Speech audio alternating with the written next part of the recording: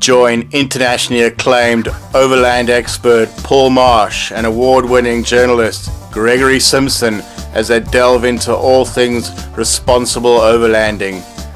From choosing the right vehicle, getting yourself prepared, getting your vehicle prepared, safety tips, and much, much more. Only on Responsible Overlanding. It's actually very interesting because I've spoken to a lot of people over the last couple of months, and I've had good times, some amazing conversations, because people are sitting at home where they are able to connect. They've got more time on their hands, and I'm finding that people are taking stock of what they want to do, where they want to go. There is that frustration. We all want to get out into the bush. We all want to go and explore. I've had a lot of people who were supposed to be right now on trips. People who actually had taken good time out, and it's cost them a lot of money. You know, we had a rally that was going to go right around Southern Africa, a mix of classic cars and four-wheel drives. And the cars came out to South Africa, but the participants couldn't. So I think there is that frustration, but I think we've just got to embrace it and not lose sight of hope. You know, I think that the big thing, people can grab onto fear. For me, fear's something that we don't want to stare in the face. It doesn't serve us. It doesn't give us any value.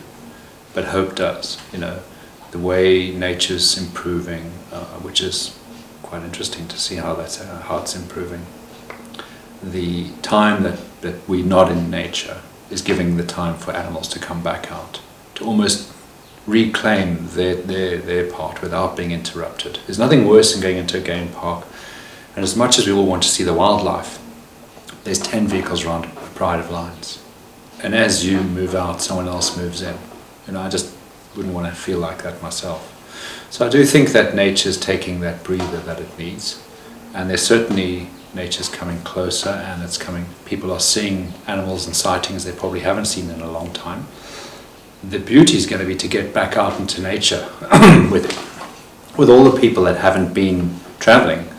That great time when we can get back out there is going to be pretty unique. So the first people to get back out there are really going to have the lion's share.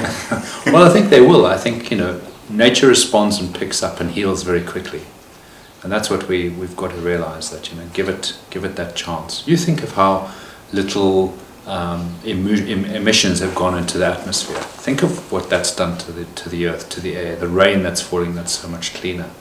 You know, the animals are absolutely responding in a big way, and I think we're going to see that shift in time to come, and that's great. You know, they can breed more in peace. They're not being harassed as much. There's less of us invading their space, and I think that having that respect for space and being in lockdown, we're having to respect our own space personally in our lives, and how does that look?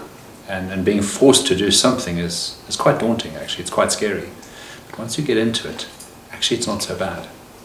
You know, we've all had to embrace and make changes and accept that change is going to be a part of our life.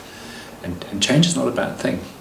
When people are going to go on expedition, it's a big change in their lives. You know, they're taking a norm that they've lived in a very comfortable surrounding, that they've built up a lifestyle that they're very comfortable living with, and suddenly they're making this massive change. They're going to get into a vehicle and they're going to live in this vehicle, which is not too far from being locked down in COVID-19, except you can drive around more. But essentially you're together with one another. And for a lot of couples, I think that was pretty daunting. And I know when clients are planning on big expeditions, that's also a scary point. You know, what will we talk about for a year long? People ask me that, you know. How am I going to get on with this person that I'm married to for 24/7, 7 days a week, on months on end? And that does become a lot easier when you get into it, and you realize that actually the fear vanishes. The ability to cope steps in. And that's what if COVID-19 has taught us a lot, has taught us how we cope with ourselves, how we need to embrace change. It's not perfect. We don't have the answers. But I think people are still very keen to get out and go and travel. I've certainly found a massive amount of people not losing sight of their dreams. In fact, more people are planning their dreams because they've got the time to. So in some ways, COVID-19 is a perfect preparation for that trip into the wild with your missus for 2 months. I think, it is. It really is. And I've seen by the number of people that I've connected with around the world that everyone's got their story, everyone's got their challenges.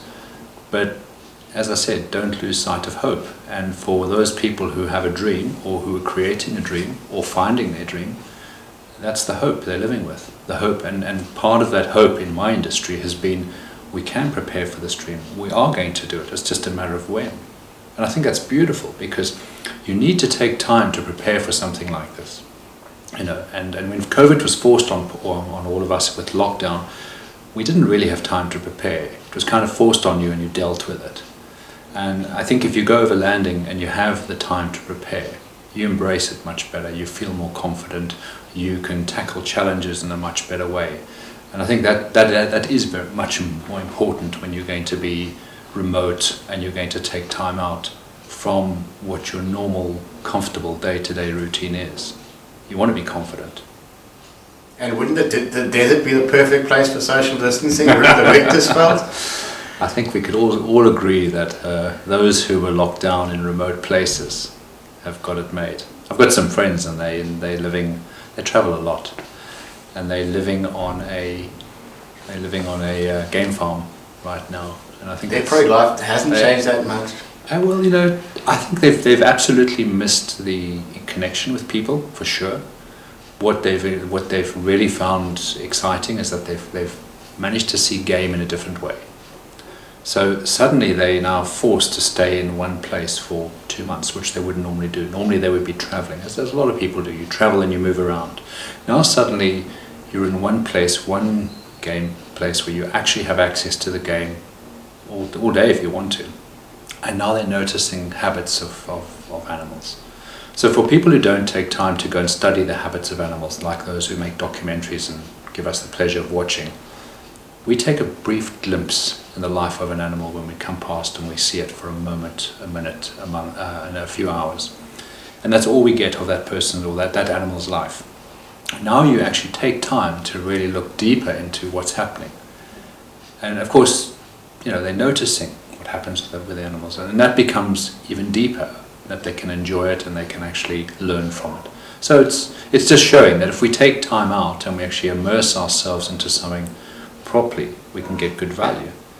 And quite often our lives are distracted. They're full of distraction, and we have a measured amount of energy every day that we wake up with, that we have, that belongs to us, and we choose mindfully or we don't on how we're going to share that energy and what we're going to do with that energy.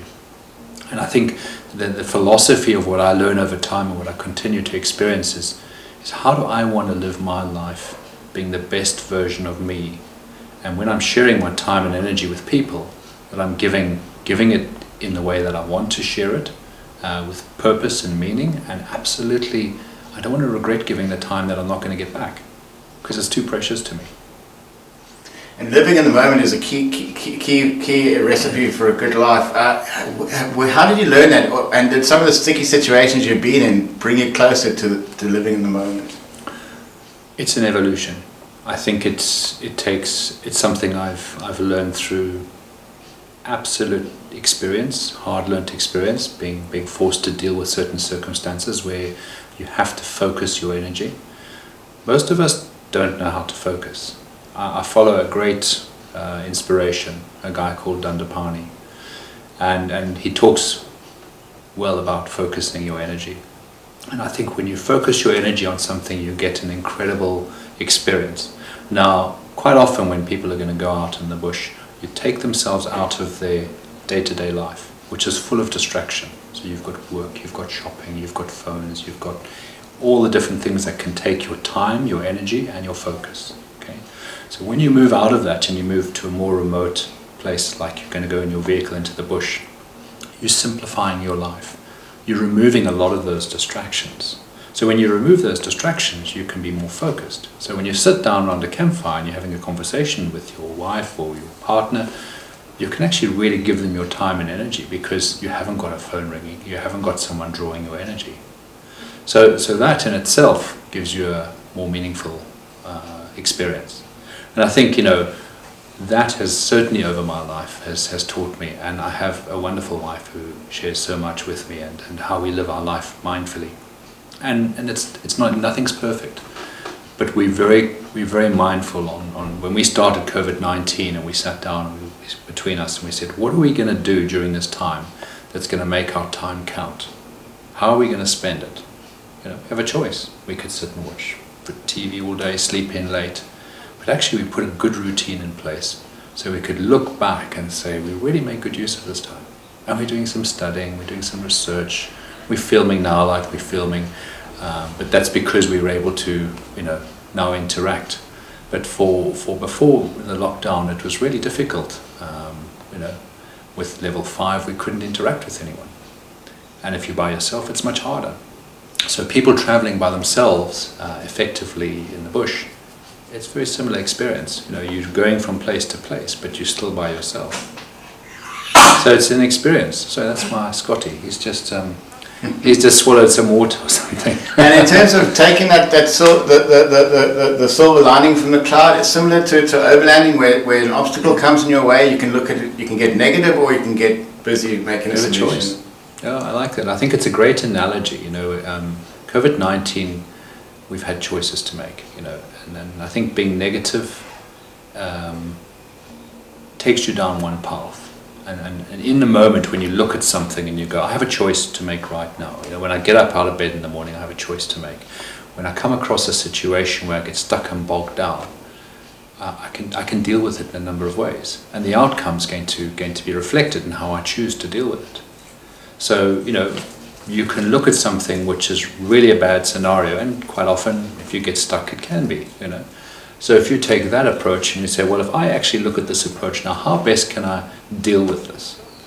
Maybe it's just taking a step back for a few minutes and just deciding how you're going to do it, as opposed to rushing in and making decisions without much thought or planning. Fear-based decisions. Fear-based, yeah, you've hit the nail on the head. So, you know, people's biggest fear when they're traveling, some of the biggest fears, because I love to ask this question, I say to people, what is your biggest fear?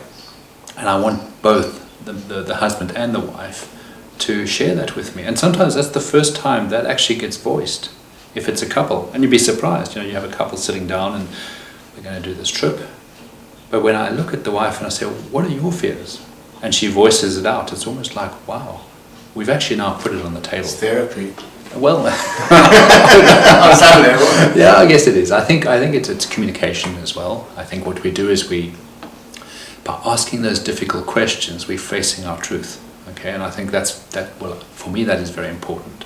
If you're going to start out on any journey, be it an overland trip, be it living with someone, you need to ask those honest questions and face your truths properly, because if you don't, that foundation that you put down, okay, so let's take a couple who are going to go on an expedition, overland trip, and they're talking about all the good things they can do.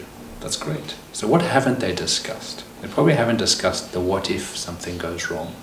They probably also haven't discussed their fears, their concerns, and those, when those get put on the table and talked about, you now building that foundation of strength. So now that doesn't become an issue. It's not a distraction, it's not a concern. If we are going down the road of building a vehicle, churning in the back of my mind isn't this concern I've got because we've spoken about it. So actually my focus now comes properly. I'm now focused. So if it's a couple and they're not on the same page, it's really important. For me, it's critical. So I always say to people, if we're going to work, we're a team. It's the two of you, and if it's your children and it's me. And then it's the people who actually make and build the vehicles, and we become one big team. And together as the team, we've got to really look at see how do we actually all get ourselves onto the same page so we can move forward. It's like a river. You know, you imagine you see this river coming down a mountain, there's all these little tributaries coming down, and as it sort of flows into a funnel basically, and then you get this beautiful energy of a stream passing by, and you look at it and you think, wow, that river looks stunning. But it started out as lots of little tributaries. And very much the same way, you know, when you culminate an overland expedition and an idea, all these little rivulets of thoughts and processes come together, and the idea is you want to funnel them down so that they can become a powerful energy. And Jo has a great adage that she says, where energy flows, energy goes, you know. And it's so important if you put your energy out there in something. I've spoken about this before, and finding your dream is only one part of it. Realizing it is everything. How do I realize it? I focus my energy and time. Now, we're not taught to do that.